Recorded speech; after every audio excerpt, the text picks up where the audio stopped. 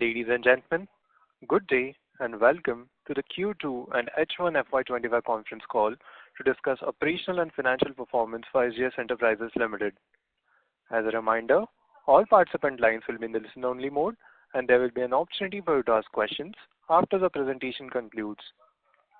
Should you need assistance during the conference call, please signal an operator by pressing star, then 0 on your touchtone phone. Please note that this conference is being recorded. I now hand the conference over to Mr. Dhruv Joshi from Nuvama Wealth Management. Thank you, and over to you, sir. Yes, thank you, sir. Good morning, everyone. On behalf of Nuvama Wealth and Investments, I welcome you all to the 2Q FY25 earnings call of SJS Enterprises. From management, we have with us today Mr. Sanjay Thapar, CEO and Executive Director, Mr. Mahendra Nai, the CFO. So, as always, we'll start the call with a brief opening remark from the management team, followed by the Q&A session. So that I will hand over now the call to Mr. Sanjay. Thank you, sir. Thank you for the introduction, Dhruv. Hello and good morning, everyone. I trust you would have had a chance to look at our investor presentation and the results yesterday. In the second quarter of FY25, SJS continued its growth momentum and delivered the highest ever quarterly revenue of 1,927.9 million rupees in Q2 of FY25, again surpassing industry benchmarks. This growth was primarily driven by the robust growth in the auto segment and the consumer segment, and also strong performance in our exports businesses as well. During the quarter, we successfully secured significant orders from both new and existing clients, strengthening our presence across vital categories like the automotive and the consumer durables.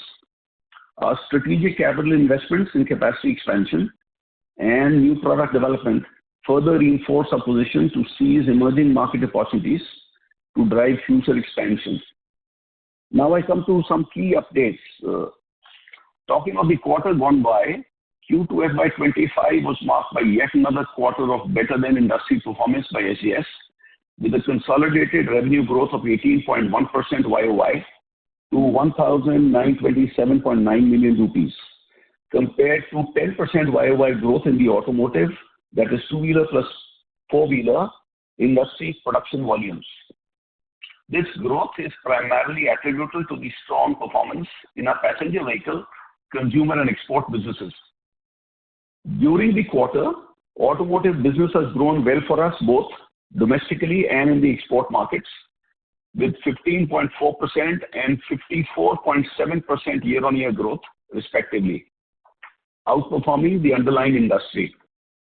On back of robust margin performance delivery by all businesses, I am delighted to share that the consolidated EBITDA margin for the quarter improved by 370 basis points YOY to 26.6%. Our PAT grew 50.9% YOY to 291.5 million, with margins at 15.1%. In terms of production volumes, the industry two-wheeler plus passenger vehicles grew by 10% YOY in Q2 FY25, whereas SJS's two-wheeler plus passenger vehicle sales delivered a growth of 18.2%, which was 1.8x of the industry growth. This performance was mainly driven by passenger vehicle segment, despite the industry degrowth in this segment of 0.57% YOY. SJS has successfully repaid a term loan of 300 million rupees, achieving a debt-free status. This milestone enhances our capacity to pursue growth opportunities and strategic investments in the future. I am also thrilled to share that we won a large long-term export business from a global OEM to supply to their plants in North America, Latin America, and Europe. We also continued winning new businesses with mega customers like Stellantis, Mahindra TVS, HMSI, Yamaha, Hyundai IFB, Autoliv, Bajaj Auto, Visteon, Liebherr, BMW, Triumph, Royal Enfield, Dixon, amongst others. Export growth was another key highlight during the quarter. with a 54.7% year-on-year growth increase, contributing almost 8.5% to our total consolidated revenue. This achievement is testament to our successful strategies amongst new business acquisitions and improving market landscape. We are focused on deepening our penetration in the existing geographies while strategically expanding into new markets. We also added Fiat Chrysler, Melfi, Italy, Stellantis, Detroit, USA, and Stellantis, Guyana, Brazil as new customers, and this will open significant new opportunities in the coming quarters for the company. Additionally, our capacity expansion plans at the Exotech facility have been finalized, with the new plant expected to be commissioned by Q1 of FY26. This move is critical as a part of a growth strategy aimed at scaling up production capabilities to meet rising demand. On the ESG front, SJS has made significant strides in the ESG journey by entering into a share subscription and shareholders agreement and power supply and offtake agreement with ACPL and SOPL for the supply of up to 3 megawatt solar power. This aligns with a goal of transitioning to green energy with renewables like solar and wind already powering nearly all our Bangalore operations. Our focus on sustainability is embedded in our long-term strategy to drive positive environmental impact. Beyond environmental initiatives, we are committed to advancing employee growth through radio training, fostering a culture of continuous improvement and teamwork. Our dedicated ESG committee provides expert oversight to ensure our initiatives align with our values, promoting a balance between business growth and social responsibility. At SJS, embedding ESG principles is not just a moral responsibility, but a strategic priority, driving sustainable growth and enhancing stakeholder value while upholding the integrity and fairness in all our operations. I would now like to hand over the call to Mahendra, our CFO, to update you on SJS financial performance before I continue our discussions or talk about our future growth strategy. Over to you, Mahendra. Thank you, Mr. Thapar. Good morning, everyone. Let's delve into the financial snapshot. Slide 13 to 16 provide a concise overview focusing on the consolidated picture of SJS. In Q2, our consolidated revenue reached rupees 1,927.9 million, showcasing growth of 18.1% YOY. This robust performance is attributed to the passenger vehicle and consumer segment as well as export. Moving to EBITDA, we achieved rupees 517 million, representing a YY growth of 37.1% with a margin of 26.6%, improved by 370 bps YY due to enhanced operational efficiencies. Our consolidated PAT for the quarter stood at rupees 291.5 million, demonstrating a robust YY growth of 50.9% with PAT margin standing at 15.1%, improving by 328 bps YY, primarily due to higher EBITDA margins. The company has successfully repaid a term loan of rupees 300 million, resulting in a debt-free status. This has positively impacted our consolidated ROCE, which stands at 24.3%, and ROE, return on equity, recorded at 18.7% on an annualized basis. In H1 FY25, we generated strong operational cash flow amounting to rupees 792.4 million, with free cash flow reaching rupees 663.2 million. Additionally, cash and cash equivalent stood at rupees 491.3 million, positioning the company with a net cash balance of rupees 388.8 million. As you are aware, with the addition of Voltpack India products in our portfolio, we have increased range of new generation products that contributes to 25% of consolidated revenue during Q2 FY25. Voltpack India acquisition has effectively balanced our portfolio across two-wheeler, passenger vehicle, and the consumer segment in the right manner. During Q2 FY25, export witnessed growth of 54.7% YY to rupees 164.6 million. Q2 FY25 export constitute 8.5% of the total consolidated sales. As you are all aware, both Exotec and Voltapack are primarily domestic business, and hence export as a percentage of consolidated sales is at 8.5%. I would now like to hand back the call to Mr. Thapar to discuss about our future plans and growth outlook. Thank you, Mahendra. Moving to our outlook for future growth, as we look ahead, a key strategic focus for our company is the expansion of our export footprint. As we mentioned earlier, our ambition is to significantly increase the share of exports of our consolidated revenue, and we are actively working towards achieving a target of 14 to 15% export contribution to our consolidated sales over the next 3 years. This growth will be driven by a combination of expanding our presence in the existing markets, entering new geographies, and optimizing our product offerings to cater to global demand. We are confident that this strategic emphasis on exports will not only diversify our revenue streams, but also enhance our market positioning and reliance on domestic market fluctuation.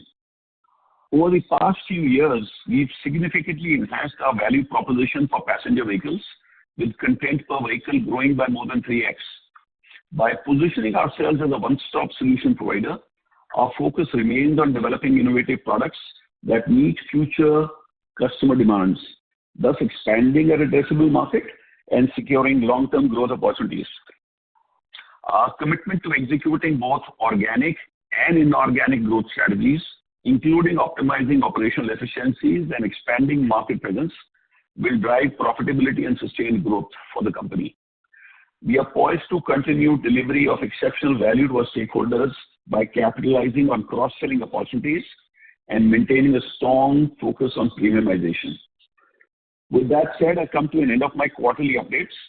Thank you. We are now open to answer questions. Thank you very much, sir. We will now begin the question and answer session. Anyone who wishes to ask a question may press star and 1 on their touchtone telephone. If you wish to remove yourself from the question queue, you may press star and 2. Participants are requested to use handsets while asking a question. Ladies and gentlemen, we'll wait for a moment while the question queue assembles.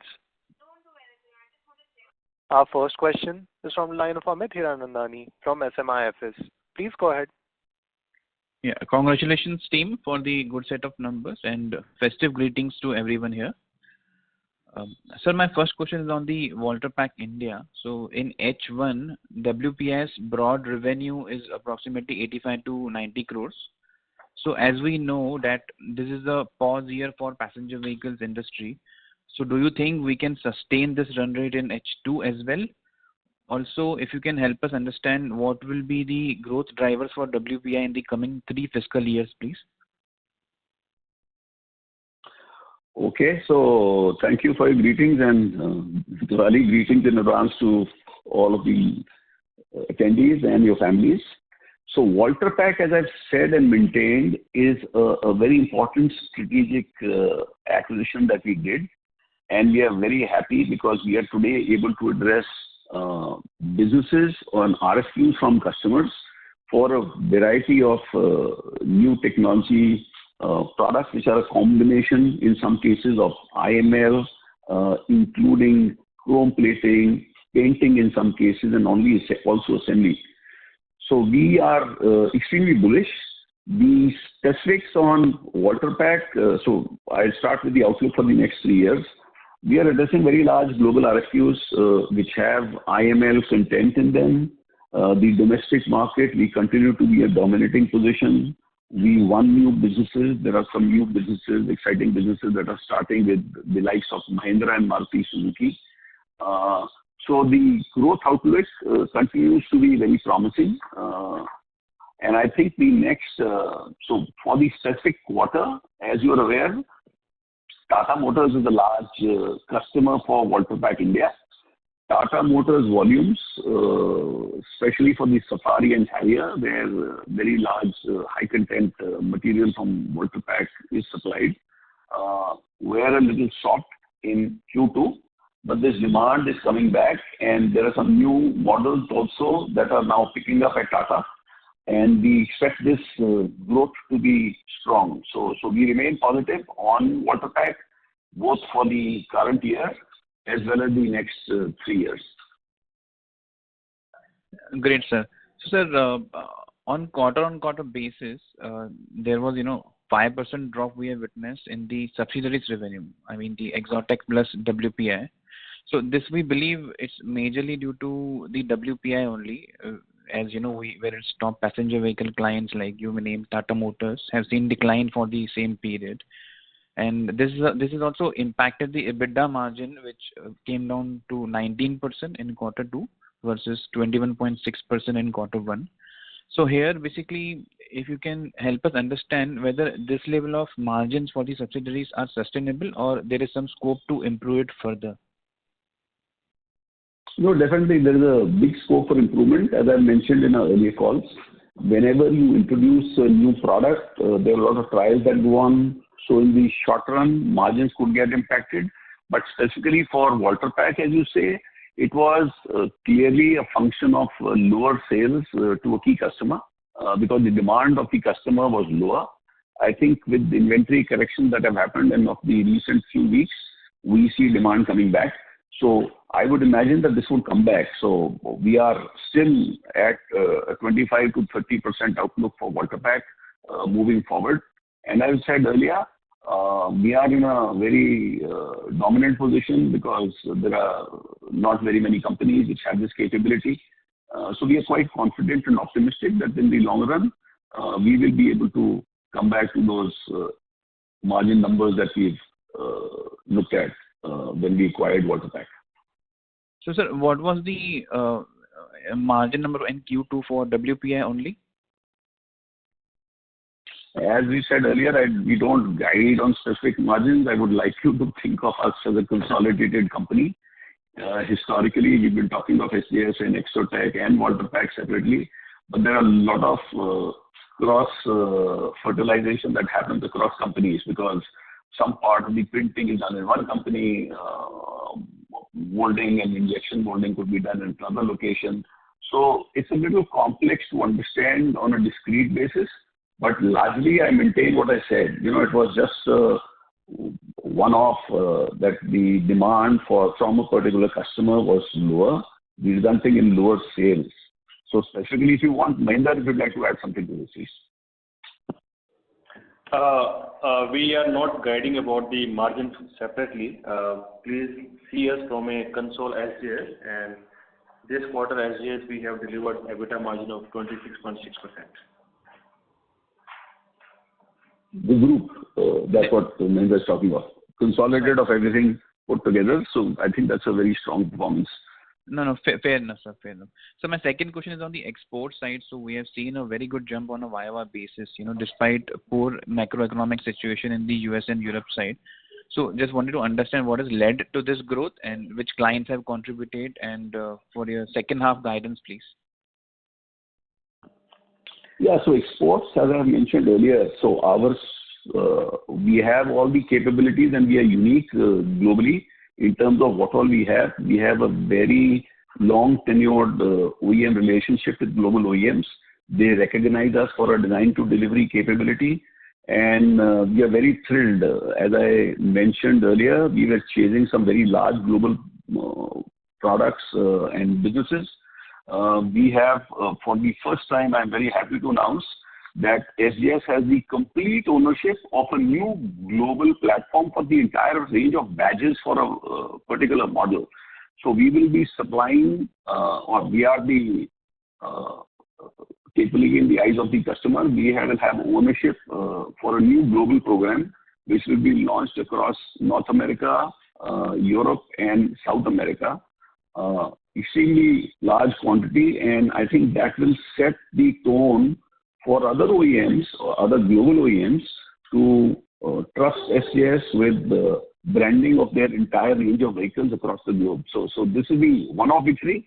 We worked very hard to be here, and the sales for these new programs that we've announced for these 3 locations will commence in a gradual manner from June of 25. These are 4-5-year program at an average, and volumes are extremely large. So that gives a lot of confidence to us to win or target more such businesses. Specifically for the quarter, the export performance that you said, largely we've had great success with Visteon. We've supplied to their programs across the world. Volumes have improved. We've added Toyota as a new business for Visteon, sorry, and that has contributed to the growth. We've started supplies to Continental, which has led to this improved export performance for the current quarter. So H2 run rate is sustainable, right? Yes, so we are optimistic that exports is a good growth story for us, not just for H2, but also for the next 4-5 years. So when I said that 14 to 15% of my top line should come from exports, we see that margins are better. We are cost competitive. We have the product portfolio, and most importantly, we have customers trusting us. So with this large business, it's actually the first of its kind for SJS, and with this under the belt, and we hope to deliver this program very successfully across the globe. We should be able to target more such large global businesses. While we continue to make good inroads in India, I think diversifying to the export markets, because we had a very negligible presence so far. So there's a huge TAM or untapped market opportunity available for us, and that is what drives our export focus. Very nice to hear, sir. Lastly, one very small Sorry to interrupt, Mr. Amit. We request you to get back to the question queue for any follow-up questions. Our next question is from the line of Ejok Frederick from Sundaram Mutual Fund. Please go ahead. Hi, sir. Thanks for the opportunity. Sir, how much of business did we do from the consumer side during the quarter and the first half? Mahinder, could you give some specific data on that? Ejok, you need to be a little louder. Could you please repeat your question? Yeah. Consumer business. How much did we do for 1Q and the first half? In the first half, our consumer business was contribute 20.6%. 20.6% in standalone. At a console level. 20.6% of the total revenues came from consumer business. Right. Understood, sir. And what is the outlook here, sir? We continue to be, that's what we've guided, that large growth will come out of four-wheelers because we are tapping or exploring large opportunities overseas, in addition to our strong presence in India. So growth will be led by four-wheelers. Consumers and two-wheelers, consumer will continue to be about 20-22% of our overall revenue, and the two-wheelers is close to about 35% of our revenue. So this is what the sales pie will look like, and we will grow secularly across all segments. So we are addressing large consumer businesses as well. There are untapped areas in consumer that we are targeting. Business development teams are working on. So we are extremely bullish on all these segments. The large growth will come from four-wheelers and consumers. So those are the two growth vectors that will drive us forward. And for the first half, how much of four-wheeler business did we grow? What is the growth in four-wheelers? Our H1 sale from the passenger side is contributing around 40%. So okay. When you say the growth in H1 from the passenger vehicle, we reported at 52%, 51.8% precisely. Okay. Helpful, sir. That's really commendable. Thanks. Thank you. Our next question is from the line of Khush Nahar from Electrum Portfolio Managers. Please go ahead. Hello. Hi, sir. Thank you for the opportunity. So my first question was on the CAPEX. So if you could guide what would be the CAPEX amount for the next 3 years, and separately mentioning the CAPEX required for the Exotec and WPI plant. Yeah, hi. Answer that. Yeah. Kush, regarding the CapEx, we were guiding earlier also. There is a maintenance CapEx. We say around 15 crore rupees per annum. Every year we are doing for all these three companies. And apart from that, we are doing a specific CapEx, and we so far identified one is the Exotech expansion, and we allocated around 80 crore rupees for the same. Second was the optical glass factory, the investment. We allocated 40 crore rupees for that. So if you talk about period of 3 years, somewhere 170 to 190 crore rupees, roughly we have a CapEx plan. And as we initially mentioned, this Exotech CapEx, the plan has been finalized, and some portion now started incurring. So you will see a CapEx in the current financial year in FY25. Okay, sir. Are there any timelines on the optical cover glass completion CapEx? And this would be in Bangalore only, or where is the location for this? We'll be in Hosur. That is the geography we've highlighted because Visteon is in Tamil Nadu, and they have set up a localization or a glass display manufacturing facility there where they will do the assembly of the display. Cover glass is going to be a component that we supply. So since that is our first customer, we will locate that plant there. Not very far from our current Bangalore facility. So Hosur is the location, and we will start investment in this year. So by FY26 end, we can see the completion and some 27 revenues. Is that right? Yeah, that's what I mentioned. So FY26 is when we should see revenues, because this is a long gestation time. There are stringent validations that are required to be done. So all that will go on. And FY26 is when we should see revenues coming out of that cover glass business. Okay.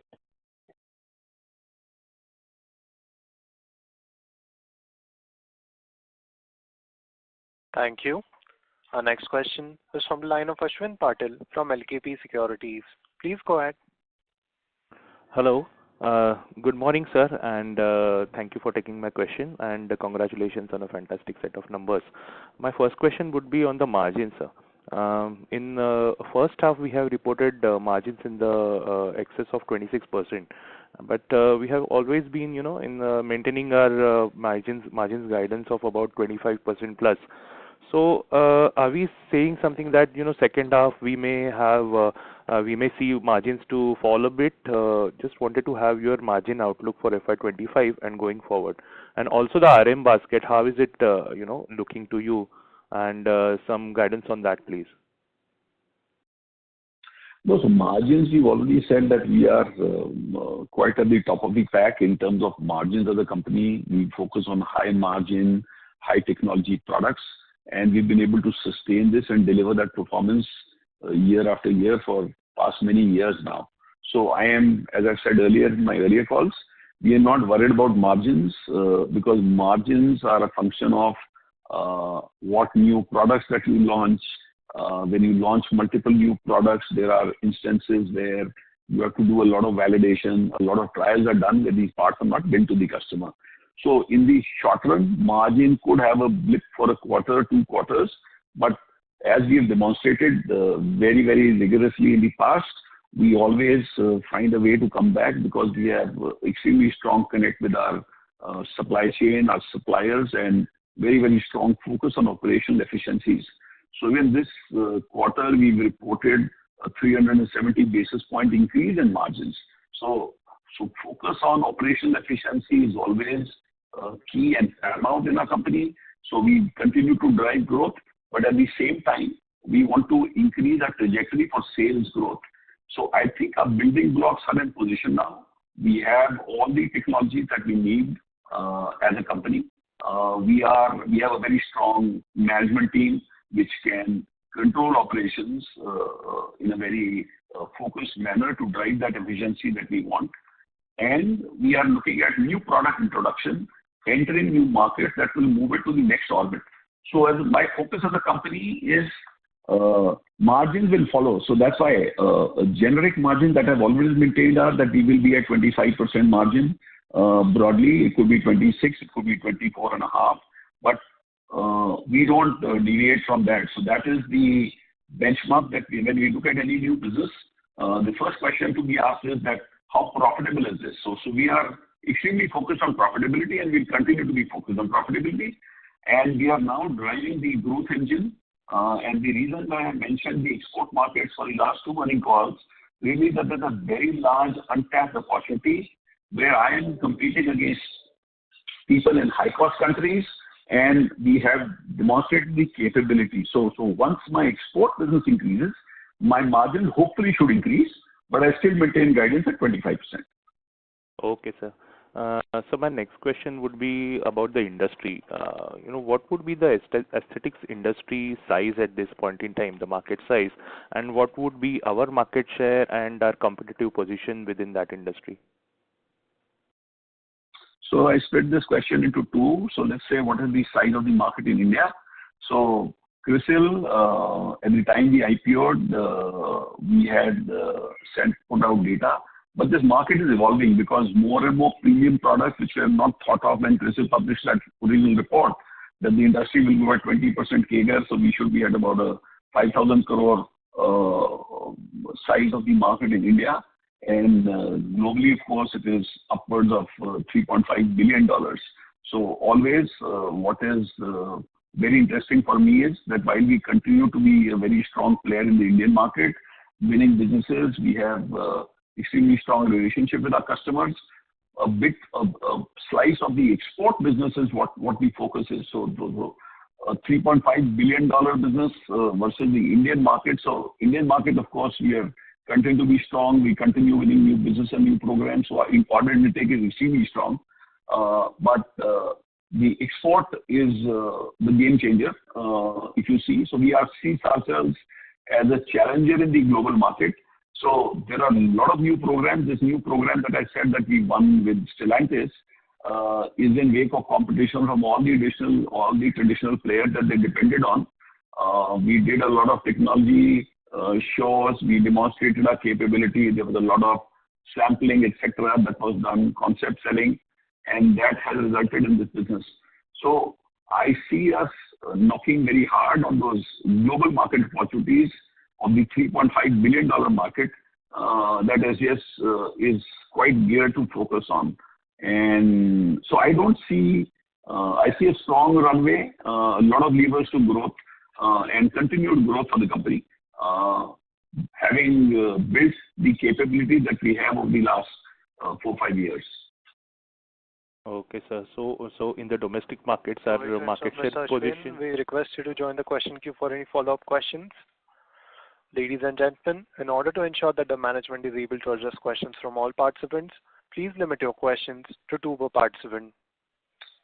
Our next question is from the line of Abhishek Jain from Alpha Accurate. Please go ahead. Thanks for the opportunity and congrats for a strong set of numbers. So my first question on the Exotech, that the new plant is going to start from the first quarter FY26. Then what would be the incremental revenue of that business?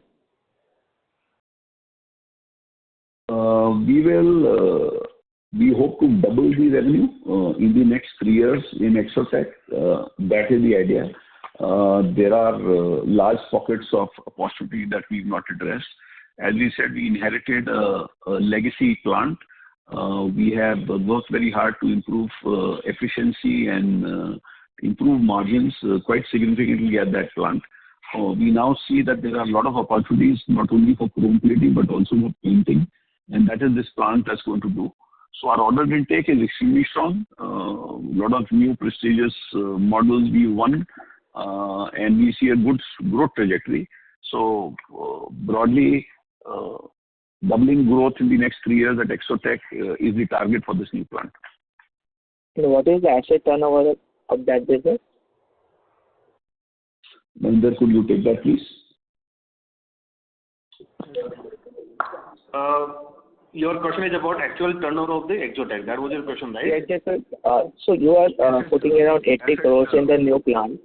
So what would be the asset turnover of that business, that new plant? Asset turnover of Exotech, that was you saying? Yeah. Exotech of new business. Okay. So we are contemplating that the turnover would initially start at a lower, but at a peak level, we will reach up to 2.5 times. 2.5 times.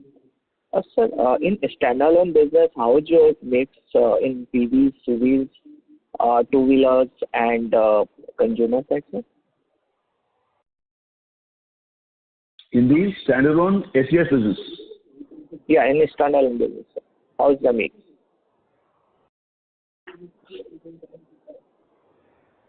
Whether you have the percentages of what we do at only SJS?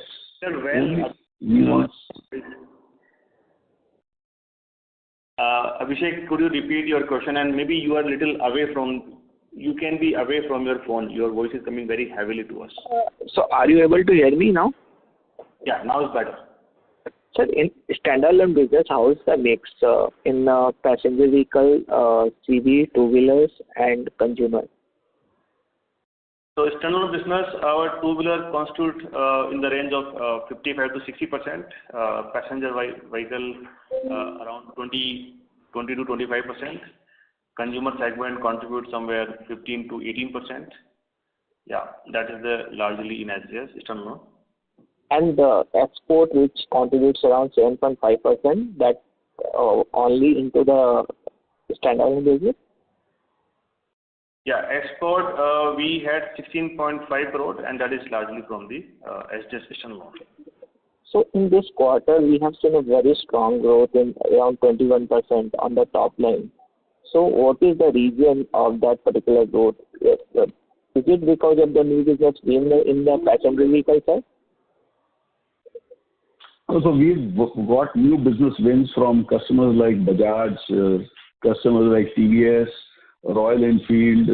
Despite the decline in the vehicle volume by the OEM, our sales grew because we have high value parts. HMSI, we won new businesses on their models. So we have had a very strong set of numbers in terms of what volumes. Mahindra, for example, we won a lot of their new businesses, like the Mahindra Thar, for example. So we have a very large content in that vehicle, and that's doing extremely well. So it's a secular growth that we have. So when I said that we have a very strong order intake, so new models at all these customers have contributed to that growth. SOP of some new businesses started. So while the passenger vehicle market has declined, we've grown close to 22%.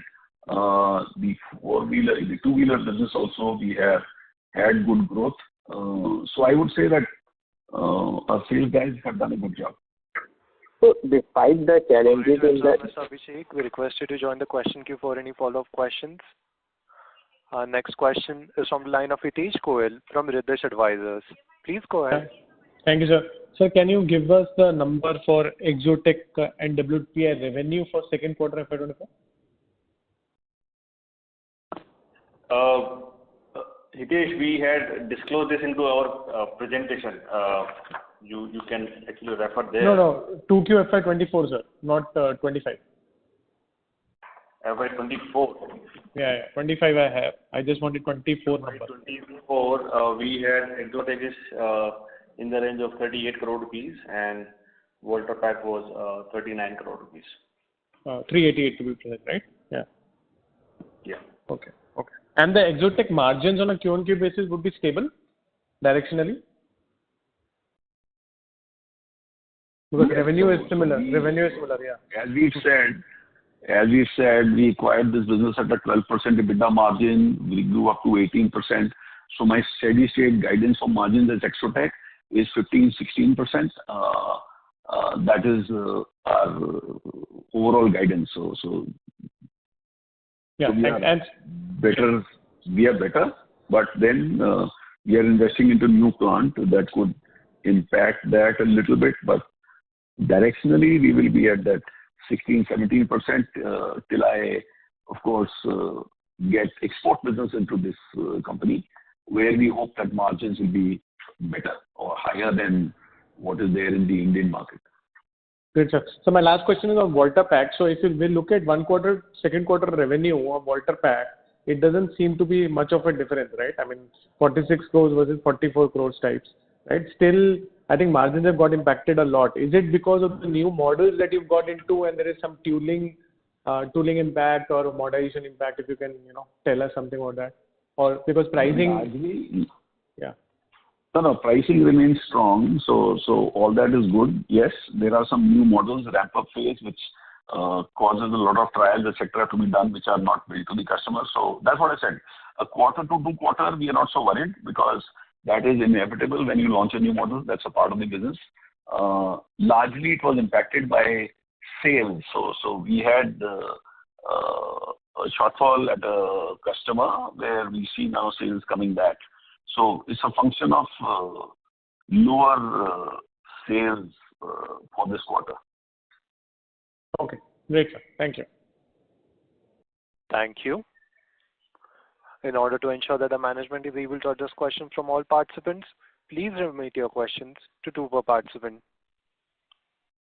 Our next question is from line of Jasdeep from Clockvine Capital Advisors. Please go ahead. Hi, sir. Thanks for taking my question. Sir, the new contract that you have mentioned from Stellantis, where you're supplying to 3 plants or 3 geographic regions of the client, what kind of products you would be supplying to them? Are these plain vanilla chrome badges, or this export would be led by Volta-Pack into products like IML badges? No, it's a mix of all technologies. So fundamentally, we will own the complete monogram and badging for these global platforms. So across the world, across 3 regions. So there are totally about 27 part numbers that we will supply. There are various technologies. So you have molding, painting, assembly, some special technologies. Then we have some 3D Lux parts. We have hot foiling. A key factor here is that we've moved away from discrete components. So there will be some assemblies as well. So that is a big leap forward for SJS. So long we were supplying discrete components, but now we are getting to sub-assemblies and assemblies, which could help us scale up those businesses even better. So OEMs like fully finished parts, maybe supplier who could take responsibility for doing sub-assemblies and supplying to them. So that is the strategic direction that we followed. And we are very happy to be awarded this global program. So that's, I think, very prestigious. So what kind of kit value do you envisage per vehicle in this contract?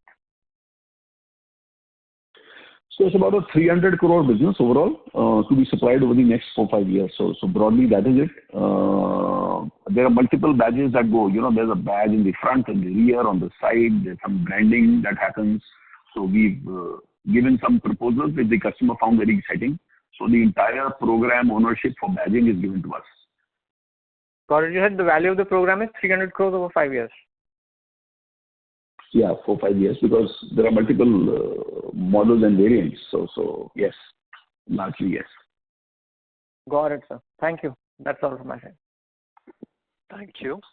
Our next question is from line of Prateek Giri from Shubhlabh Research. Please go ahead. Hi, am I audible? Yes, Prateek. Yes, you are. Yeah. Hi, team. Greetings.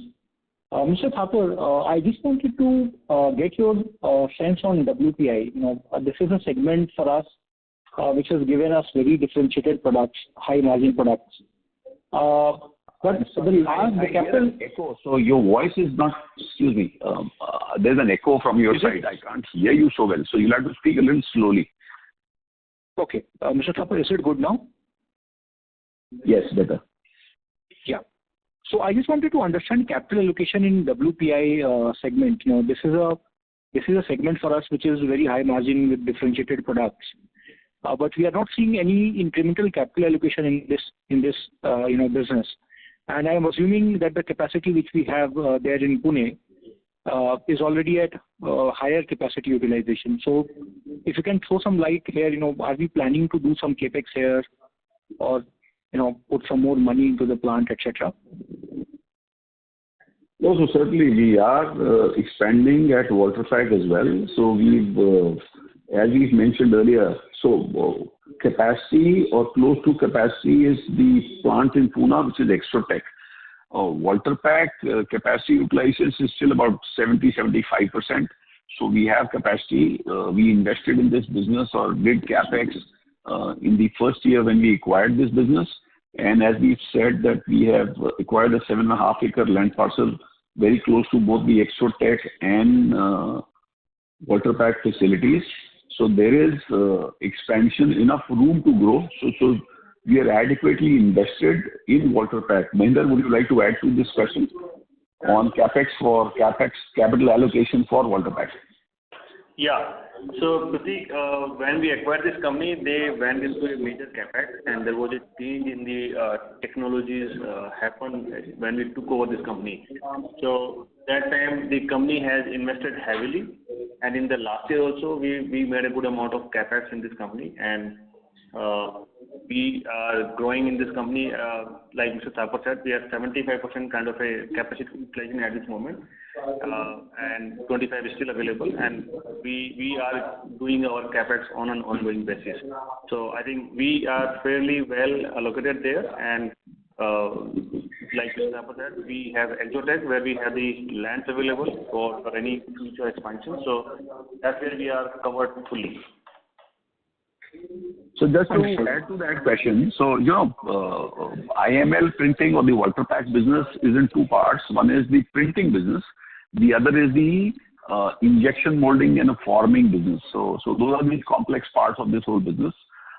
So we have adequate capacity at Waterpack, and just to tell you that we have a lot of fungibility in terms of our processes. So at Bangalore, our printing capabilities are, so in case there's any need for any large program or a sudden spurt in volumes for a customer, we can supplement and support that effort out of other plants as well. That's why my guidance always is that think of us as a consolidated entity, not as some of the parts of Waterpack, Exotech and SJS. So we are quite fungible in terms of the technology that we have, except of course for chrome plating, which is a distinct process on its own. So there's a lot of commonality between Bangalore and the facility that we have in Bangalore, SJS standalone, and Waterpack. So we do injection molding at both locations, we do printing at both locations. Of course, forming and very high-end cutting, trimming in complex shapes is what is the capability that we have at Waterpack. Understood, Mr. Thapar. Very helpful. So the conclusion I could get is that we are still at 75% capacity utilization with fungibility option there, and then at Exotech also will have the land parcel to do capex in case required for Waterpack. Yeah, so we already commissioned that project, so that because injection molding is common to both Exotech and Waterpack. So whatever investments is happening, we have an opportunity to supplement Waterpack should that demand accelerate very rapidly. But for the moment, we are good. Understood. Very helpful, Mr. Thapar. Just one clarification, Mr. Thapar. You said for the glass business, the optical glass business, the revenue will start FY26. So should we assume, is it Q1 FY26 or midway or the later part of the year? I would say the third. I would say that Q2, Q3 is when we should see revenues coming out of that plant. Understood. Mr. Thapar, congratulations on good set of numbers and greetings of festivities to the entire team. Thank you. Thank you very much. Thank you. Our next question is from the line of Manan Poladia from MKP Securities. Please go ahead. Hello. Hi, sir. Am I audible? Yes, you are. Oh, sir, first of all, congratulations on the good quarter. Sir, my question was with respect to the question that the previous participant was just asking about injection molding and capacity utilization at Waterpack. If you could say, when you say fungible, if you could say put a number to what our current contribution of top line is coming from in mold forming as a business, and what sort of capacity do we have to do, including the fungible capacities at SJS plus the current capacity at Voltas, what scale can we get to? No, so let me clarify. So when I said fungible, that was to say that if there's a sudden spurt in demand, SJS at Bangalore can step in. But at the moment, Voltas is a fully self-contained plant. They do their own printing, they do their own forming, they own their own 3-axis and 5-axis trimming and injection molding, both 1K and 2K injection molding. So they're a comprehensive composite plant capable of doing everything from design, tooling design to component manufacturing. So what I said of what fungibility was an answer to say that what capex we have. So as we said, we've adequately invested in this business in the first year of operations itself. That was last year. And we have close to about 25% spare capacity. So theoretically, we could increase sales without incurring any significant capex at Voltas. That was what I meant when I said fungibility. So what I'm saying is that all companies, because if they're on a high growth trajectory, you need to be, if you have a large global business, for example, or a large domestic business where you need the volumes, then you need to create capacity quickly. And that fungibility, I said, primarily was that we have similar capabilities at SJS Bangalore, which could step in to supplement any efforts should it be required, not that we need it at the moment. So Right. That was my question. Anything else specifically, or did I miss any part of your question? Understood. I think that answers my question. So my second question is with respect to that one model where you said you've gotten full ownership of a program from an OEM. Is that to say that you are tier 1 for that OEM for that particular product? That's right. So we will supply these badges. Sometimes the OEMs, because of their supply chain, would say that there's a person who supplies a bumper and this logo will come on the bumper. So we have ownership of all the badges that go onto that vehicle, and it's a global program across the world. So we are the tier 1. The purchase order will come to us directly from the OEM Right. plants. And see, I know that we do a lot of business to other tier 1. So would you say that the margin on this business would be meaningfully different? No, as I said, we have a standard benchmark that our margins are north of 25%. That is what our target and aspiration always is, and we will always focus on that. As I said, export businesses tend to be a little more profitable for a simple reason that we compete with suppliers in countries across the world, could be Europe, North America, and we tested ourselves for quality cost efficiencies. You can understand you don't win large global businesses unless you tick all the boxes in terms of quality, cost, delivery, and development capability. So there's a very rigorous process that goes through. So I'm very excited really to open the doors to large global programs. And our focus now, of course, will be to take the same step forward because that increases your credibility even more in the global market. So SJS is a known company, so we have a relationship with many OEMs across the world.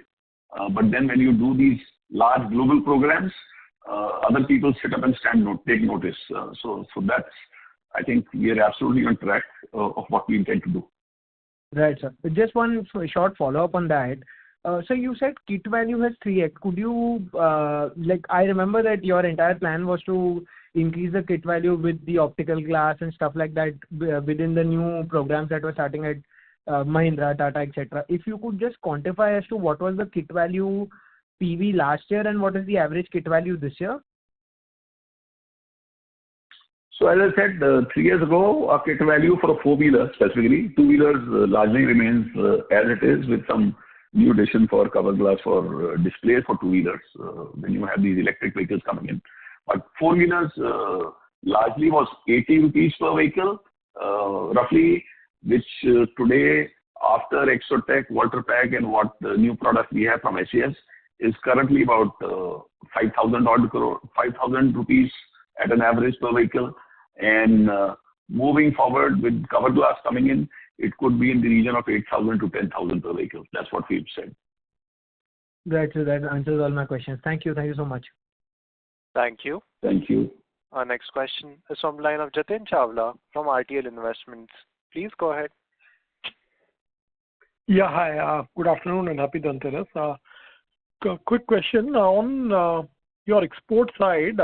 With this large order that you have, it seems you're already at 8.5% of export contribution, and this project, this order can add 5-6% contribution. So you would already be at 14-15% top line, which is what you were aspiring on a medium-term basis.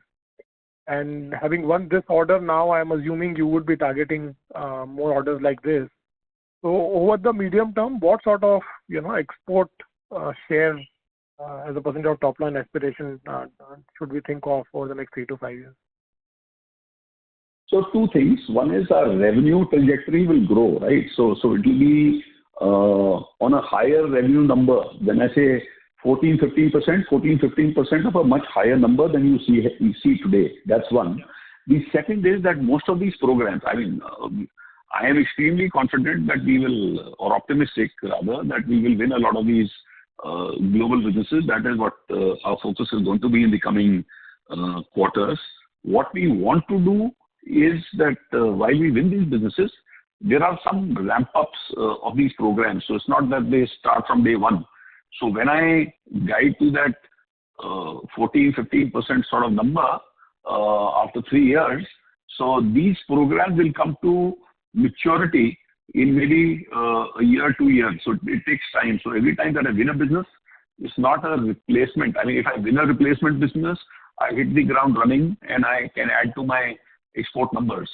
But when I win a new global platform that the customer is launching, so then it is pretty much determined by the launch schedule of that customer, at what volumes in year 1, year 2, year 3. So usually the second year is when the volumes really ramp up and come close to maturity of their average annual take rate.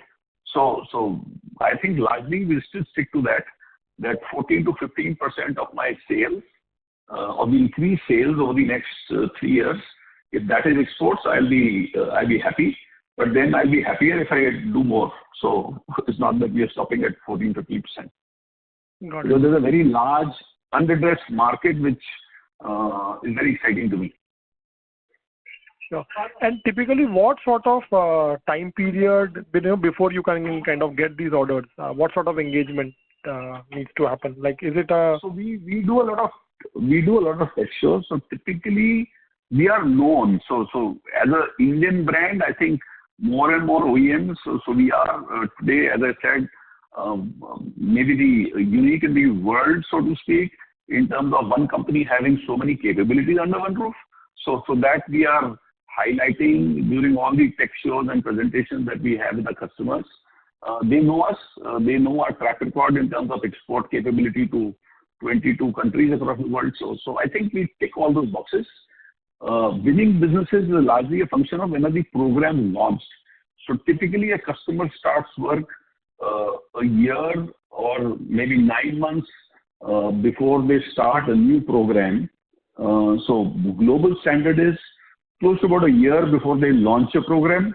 They look at suppliers because there are various events for proving, auditing, getting samples, doing vehicle trials. So that takes close to about a year. In some cases, maybe a year and a half as well. Got it. And quickly on... Mr. Jatin, we request you to get back to the question queue for any follow-up questions. Our next question is from the line of Manan Vandur from Walford PMS. Please go ahead. Hello. Hi. Thank you so much for the opportunity. I had only one question. So last quarter, you mentioned something about a medical device which you are going to supply. And you said that you are in talks with some clients. So can you please enlighten us on that? We don't know name specific customers, but as I said, medical devices is an area of interest for us. At the moment, it is a very, very small part of our business, but it could be big. And I mentioned that in the context of our inorganic growth ambitions. So North America and Southeast Asia are 2 target geographies.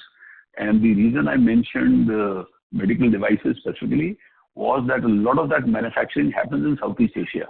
So if we can acquire a company which already has a medical device manufacturer as its client, we could step in and scale up by cross-selling the multiple products that we have. So that was the context that I said. So at the moment, it's still small for us. We are supplying to 2 Indian companies, small numbers, but our ambition is large. So we are looking out for opportunities to expand the medical device or address that market. And this will be a complete new trajectory of growth for us. So at the moment, it's still nascent times or early times. Okay, so what exactly devices do we sell? There are stuff like blood pressure monitors, which require overlays. There are displays that we are targeting on these products. So some in-molded electronic products, also applications could come in.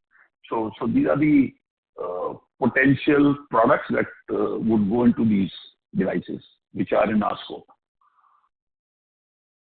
Okay, understood. Thank you. That's it from my side. Thank you. Our next question is from the line of Mohit Madiwala from Envision Capital. Please go ahead. Hello, sir. Thank you for taking my question. So, just one question on the asset held for sale.